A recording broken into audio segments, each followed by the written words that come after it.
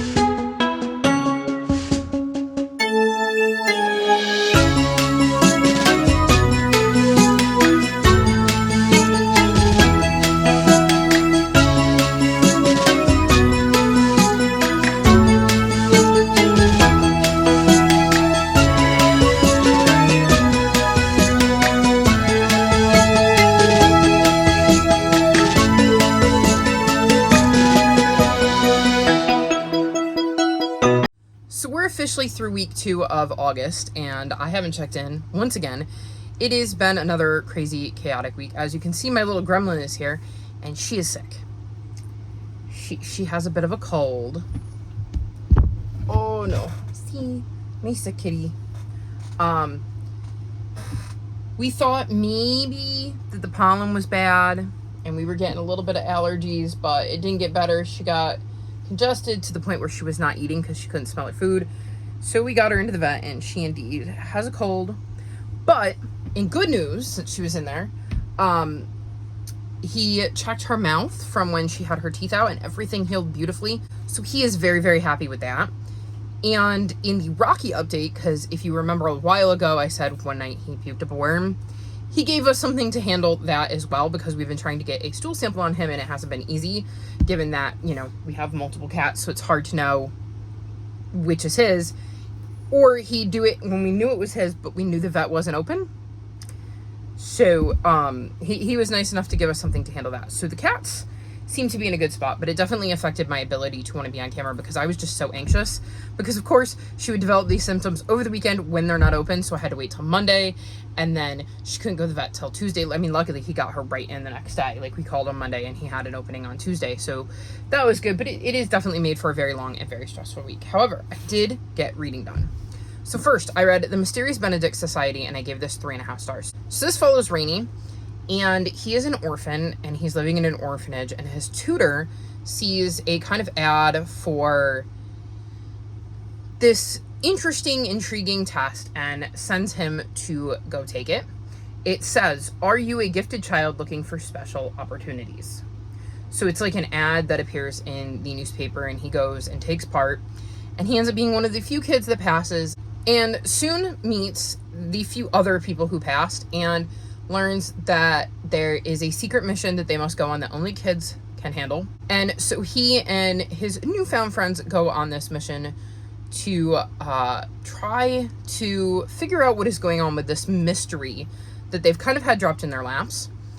And I thought there were times when this was a little slow.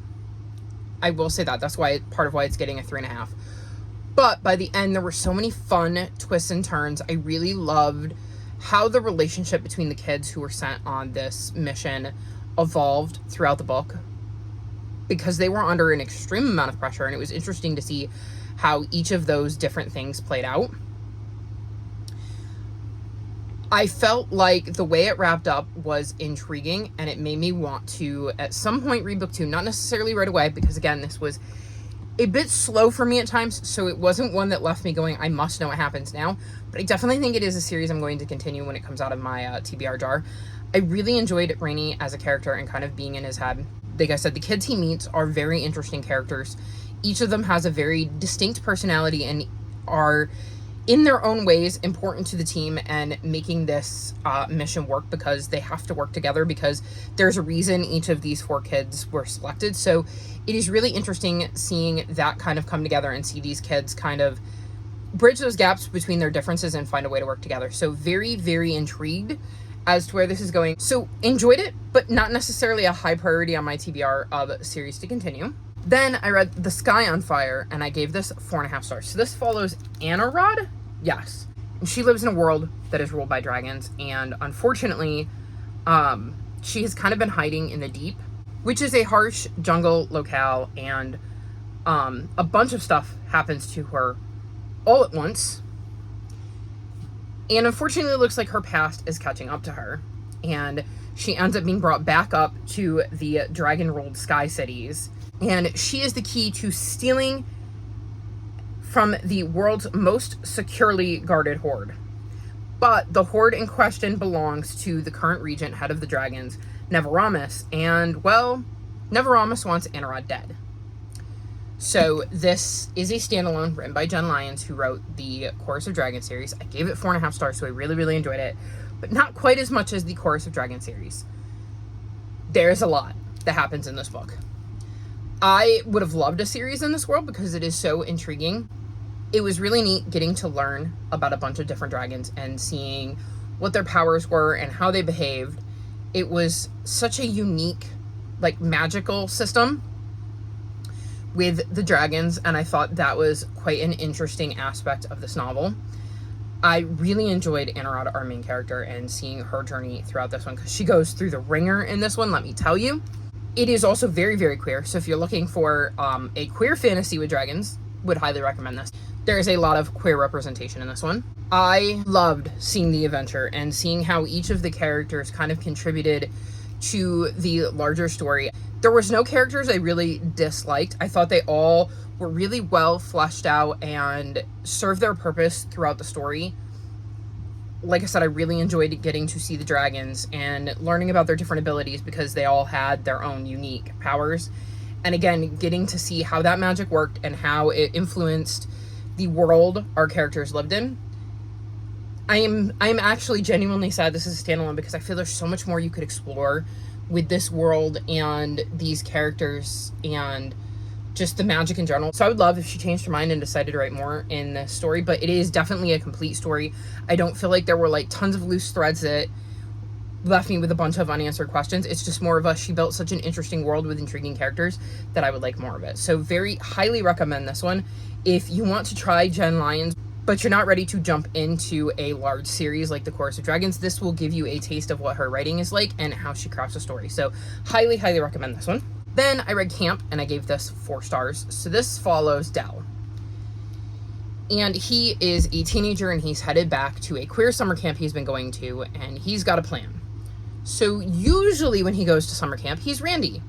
And he is part of the theater crowd, and he's really into what he's wearing and painting his nails and kind of expressing himself in that manner. But he has had a crush for several years on Hudson. And Hudson is only into masculine guys. So over the year, he's dropped some weight, he's got into sports, he's bulked up a little bit, he's kind of figured out how to be more of like a dude bro kind of guy. And instead of being Randy, he is Del, and he shows back up, and Hudson doesn't remember him.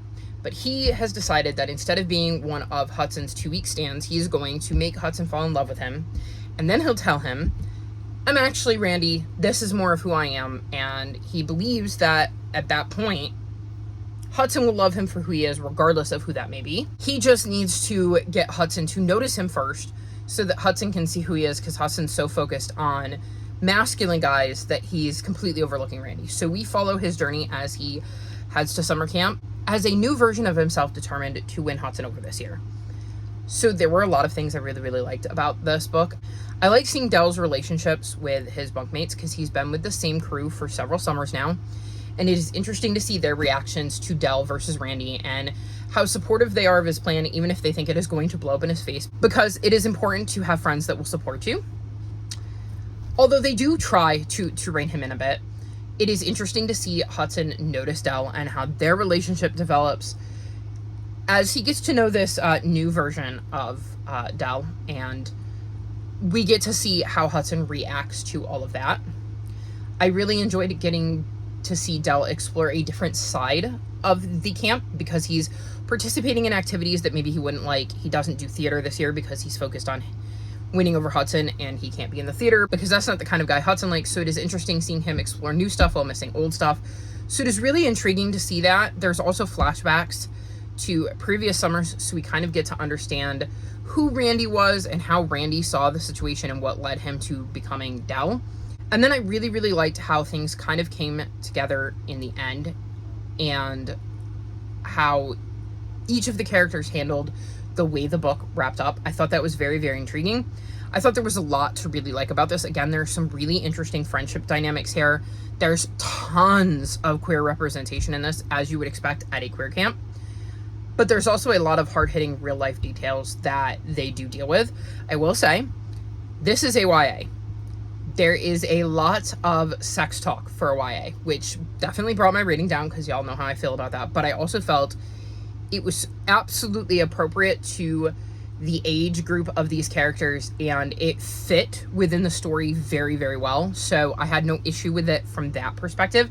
Like, it totally made sense that the characters were having the conversations they were having or doing the things that they were doing because it fit with the teenage vibes. So very much felt that even though that's not really my bag of tea, it added a lot of realism to this story because it felt like you really were at a camp with a bunch of queer teenagers who were getting to hang out with other queer kids, and maybe they don't get to do that in their real lives as much. So very much enjoyed this and what it represented, and would definitely read more from Elsie Rosen in the future.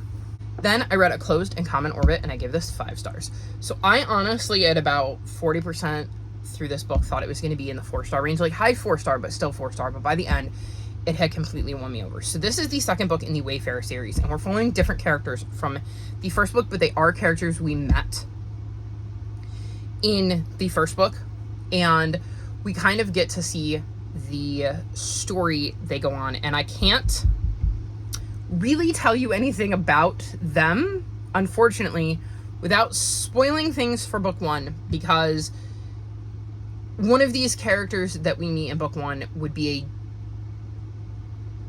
any part that would be a giant spoiler. So because we met these characters in book 1, I can't really say much, but this is a series that is set in space and they're cozy sci-fi, and this definitely had the cozy vibes. There's found family vibes in this one, which I really, really love. I really enjoyed that kind of found family dynamic that we see the characters go through in this one. The kind of spoiler character. So let me backtrack. We have 2 POVs. One of whom is a slight spoiler, I think, maybe kind of. And the other of whom is a massive spoiler. So the massive spoiler has a very interesting road in this one. I'm trying to give you details without spoiling book 1. They have a very interesting arc. Their story is absolutely fascinating, and it is so intriguing getting to see them adapt to the situation they found themselves in. I also love seeing them branch out and meet new people and how they deal with that. Our minor spoiler POV, we get to see flashbacks of theirs and see how they ended up kind of being the person we know now. And that was fascinating, getting to learn their backstory and learn how they came to be where they were and why they made the decisions that they kind of made in book 1.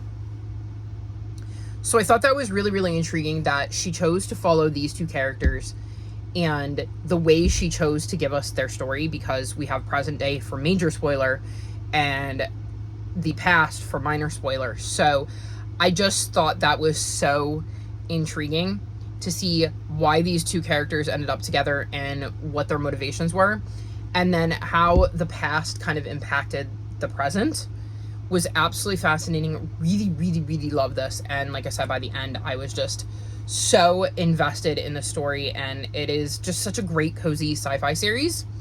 I highly, highly recommend you check it out if you haven't, and I hope I gave you enough details to give you an idea of what was going on with the book, while also trying to be vague enough that I didn't spoil anything for the first one. So hopefully you bear with me here, because it was really, really hard to talk about this one when I can't really say anything about either of the characters, because it, again, massive spoilers for the first one.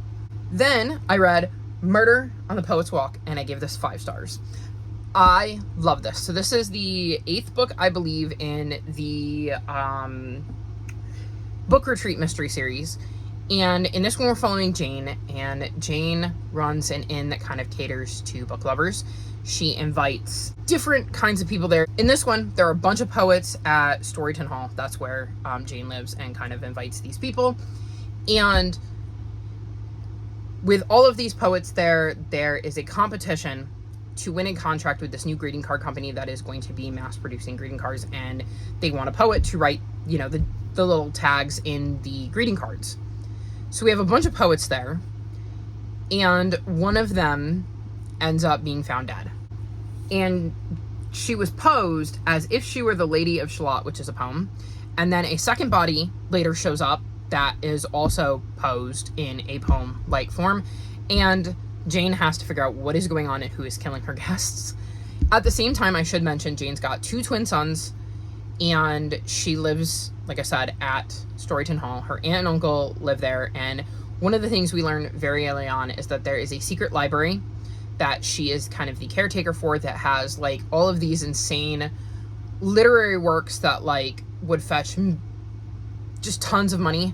So anytime anything happens at Storyton Hall, you never quite know whether the motive is the guests or something to do with that. So that always adds a wrinkle. I just love this. I loved the mystery. I was super invested in that and trying to puzzle through what was going on. There were so many red herrings in this one that were so well done. I loved how her family got involved in this one because they were very, very important to the story and just helped make this story feel so much more rounded because she was dealing with personal stuff while also dealing with this murder stuff. And it was just a perfect blend of the two main points of a cozy mystery series, which is the mystery itself, but then the stuff that's going on in the background that has kind of been floating through all of the novels. And I really like how that kind of came together in this one and was important to the deeper story. I forgot how much I love the series. I literally picked this up with the idea I read a few chapters before bed and then demolish the whole thing. So very happy to be back with these characters, as you can tell, because again, I was up till like 3:30 in the morning finishing this book, and I loved this book and this mystery and this story, and I'm very excited that I have book 9 in my house right now, so don't be surprised if I read that next week. Then I read Hollow Earth, and I gave this 3.75 stars. So this follows twins Matt and M, and they have a special connection. They can finish each other's sentences, kind of speak in each other's heads. They're really, really connected, and they end up learning that they have the ability to kind of go into drawings. And shortly after that, they realize they can bring their art to life, and there are some dangerous people who are after them, so their mom ends up fleeing with them to their grandfather's house, as he lives on an island off the coast of Scotland. And there are two groups. So one wants to kind of snatch up the twins and make it so they can no longer use their powers, and then the other ones want to take the twins and use their powers for nefarious means, even at the risk of killing the twins. So we see them learn about all of this, head off to their grandfathers, and start to learn more about their family and their history and what they can do. And I thought the magic was quite interesting. I really liked seeing how they could animate things and learning how that worked, what the rules were. They meet a boy named Zach there who is deaf, so we have deaf representation in here, which again I thought was really, really cool, and it is interesting to see how that kind of plays out through the novel and how it can be both helpful and a hindrance at times, as you would expect somebody who can't hear would be. I mean, they're in dangerous situations, so obviously somebody who can't hear, you can't go, hey, watch out, because they can't hear you. So there are definitely times where his name is Zach. Zach's lack of hearing comes into play for both good and bad reasons, and I thought that was such an intriguing detail. I like getting to learn more about their history as we slowly kind of sprinkle that out through the book, and we learn more about these two entities that were kind of after the twins and their reasonings and their motives, and how these abilities kind of were created and have existed throughout the years. So I thought that was very intriguing, and I would love to learn more about that in the future books. I like Matt and M's relationship and how much they care about each other, but how they also have very differing opinions despite the fact that they can hear each other. So they don't always agree on everything, and it is interesting to see how their abilities develop in each of them very differently. I thought this was a really solid start to the series that left me definitely guessing throughout, and I'm curious to see where it goes. So this is definitely a series I plan to continue. Then I read Team BFF Race to the Finish, and this is the second book in the Girls Who Code series, and I gave this 3.75 stars. So just like in the first book, we're back with Sophia, Maya, Aaron, and Lucy. It's just that in this one, we're following Sophia's POV. And the girls are getting ready to enter into Hackathon, which is a coding competition that involves robots. But some things happen with Sophia that means she might not be able to participate, and if she can't participate, neither can her group. And she is worried about what this is going to do to our friendship, so we kind of see that play out. I think this book is so interesting. I feel like it is very representative of middle grade girls. There's also some really good diversity in this book, as you can just see by looking at the girls on the cover. And I really like that there is that diversity. I think that's important. I love getting to learn little bits about coding. Not enough that you're going to be overwhelmed, not enough that you can necessarily do it yourself, but enough that if you're intrigued, you might start to seek it out, which we can always use more girls who code. And I also think that their friendships are, at the core, such an important part of the series. And I really like how that plays out in this book, and the way we see their friendship demonstrated and the way they treat each other and behave, etc. And like I said, I really enjoyed learning more about coding, even if it's just in little dribs and drabs. And I think this is just a really good little middle grade series that might get more kids, regardless of gender, into coding, and I think that's really, really cool. And like I said, it's got a really good friendship group at the core of it, and that's always good to have in middle graders' hands, because when I was in middle school, I remember what a nightmare it was. So encouraging them to be better friends is not the worst thing in the world. And then the last book I finished, I promise y'all I'm done after this, Home for the Haunting, and I gave this 4.25 stars. So this was another book that I picked up so that I could, read a few pages before bed, and ended up reading the whole thing. So this is the 4th book in the Haunted Home Renovation series, and we're following Mel, who is a general contractor who's kind of taken over her dad's business, and she loves to renovate old homes. In this one, she has volunteered to help out a man who needs a wheelchair, along with a local group who, I'm not going to remember the name of it, but their idea is to help out local renovation kind of things. And so a bunch of volunteers show up at the house to help, paint, help put the ramp together, clean things up, that kind of thing. And she's kind of in the lead of it.